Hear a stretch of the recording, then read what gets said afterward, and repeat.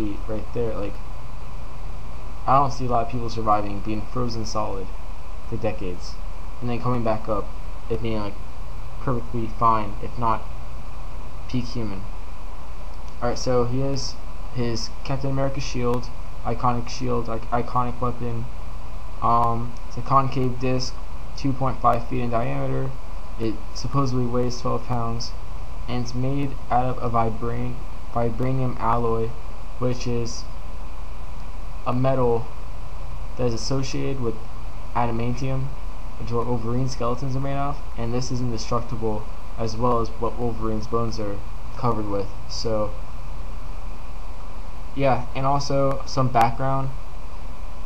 He was a very weak person, and he just wanted to, like, help his country during World War II and whatnot, during the Nazis and everything. Red Skull was involved in Nazis, supposedly raised by Hitler, all that stuff.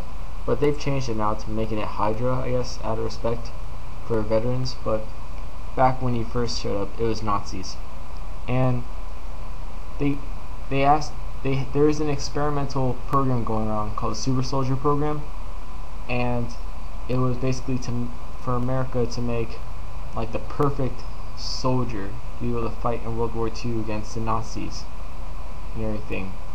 So Steve Rogers signs up for it. They give him the serum, and it works. But then a fire happens in the laboratory where all the research papers were and all the things they could have used to remake the serum. So that gets destroyed. So he's the only super soldier, and he fights in World War II. Him and his sidekick Bucky, he becomes Winter Soldier later on, and also now is the Captain America. He's taken over for Steve Rogers, and yeah, so pretty long history. They are going to, I think, disable or stop a rocket while in air, and not rocket, I think it's like a bomb. Yeah, the bomb blows up, and Captain America gets, like, obviously he falls out of the plane, and that's how he ends up in the, I think, Arctic.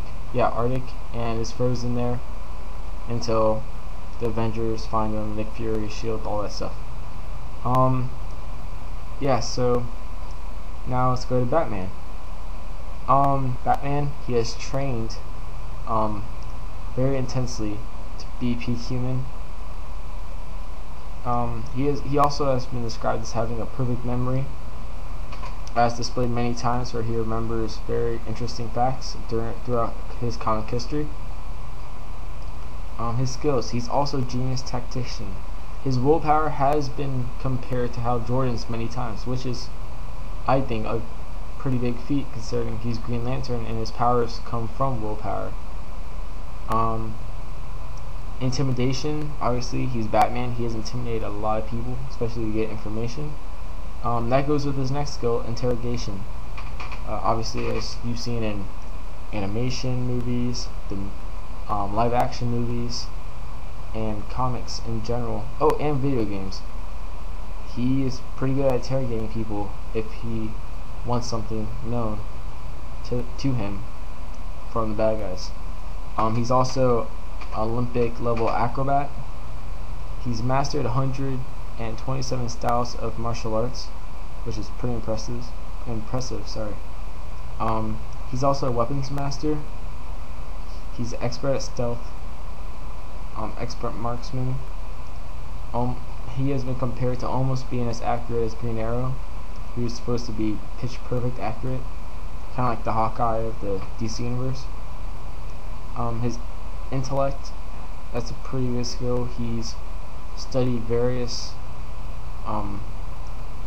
subjects, ranging from like engineering to biochemistry to nanotechnology to, like, anatomy, like everything he pretty much knows. He's a master detective, as he should be, since when he first came in the comic books, that's pretty much all he was a detective. How he was in Detective Comics.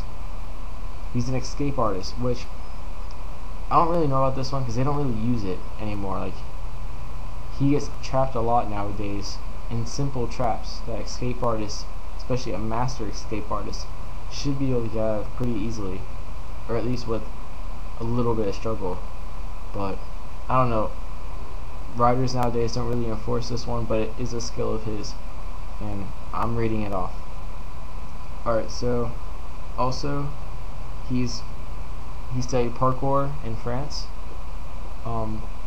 That's why in the new Batman Incorporated series,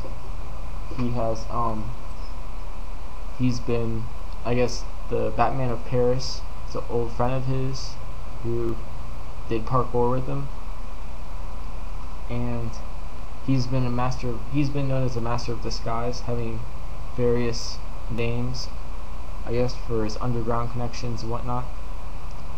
And yeah, so let me read some of his feats. He's easily benched 1,000 pounds, so I don't know if he could bench as much as Captain America or not, but who knows.